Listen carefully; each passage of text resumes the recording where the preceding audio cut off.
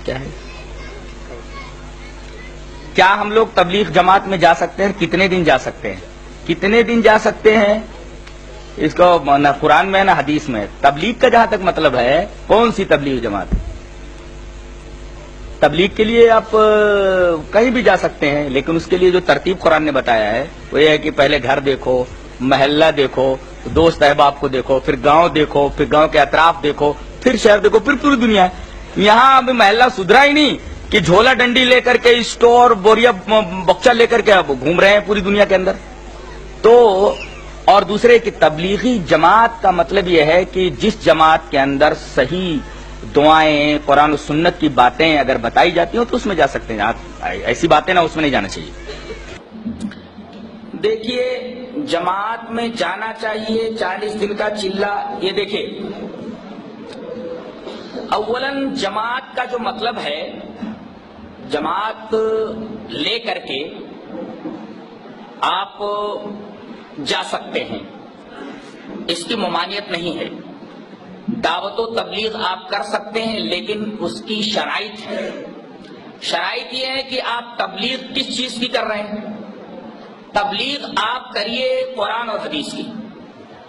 اگر اس طریقے سے کچھ دنوں کے لیے آپ کچھ لوگوں کو لے جا رہے ہیں کہیں قرآن و حدیث پر خود عمل کرنے کی غرض سے، ان کو عمل کروانے کی غرض سے، یا لوگوں کو کچھ بتانے کی وجہ سے، شرط یہ ہے کہ گھر پر اس کا کوئی اثر نہ پڑے، آپ کے دھندے کے اوپر کوئی اثر نہ پڑے، آپ کے بال بچوں کے اوپر کوئی اثر نہ پڑے، تو آپ کچھ دنوں کے لیے لوگوں کو لے جا سکتے. شرط یہ ہے کہ آپ قرآن اور حدیث لوگوں کو بتائیں، جو قرآن میں ہے، جو حدیث میں ہے. اور 40 دن کا جو زمانہ متعین کر کے 40 دن کی مدت متعین کر کے جانا، یہ 40 دن کی جو عدد ہے اس کا کوئی ثبوت نہیں ہے. 40 دن کا جو معاملہ ہے اس عدد کو نہ رکھا جائے، اس عدد کا کوئی ثبوت نہیں ہے.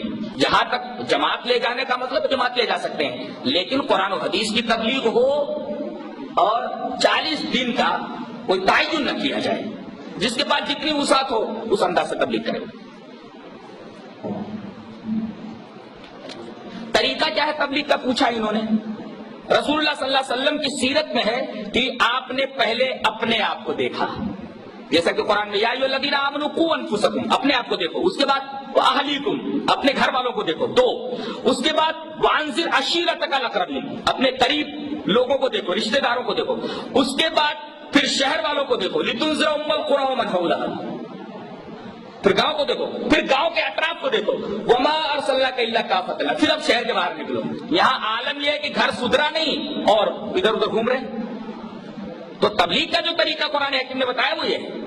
اور کس چیز کی تبلیغ کی جائے وہ بھی بتا دیا گیا. یا ایھا الرسول بلغ ما انزل الیک من ربک، جو آپ کی طرف اللہ تبارک و تعالیٰ کی طرف سے اترا اس کی تبلیغ کیجیے. اور طریقہ کیا ہے؟ پہلے اپنا، پھر اپنے اہل و عیال، پھر اس کے بعد قریبی لوگ، دوست لوگ اور آپ کے رشتہ دار، پھر اس کے بعد گاؤں، پھر گاؤں کے اطراف، اور پھر اس کے بعد پوری دنیا. یہ ترتیب ہے. مل جائے گی. خلاصہ یہی ہے کہ مسلمانوں کی قبروں کو اکھاڑ کر کے کسی دوسری جگہ منتقل نہیں کیا جا سکتا.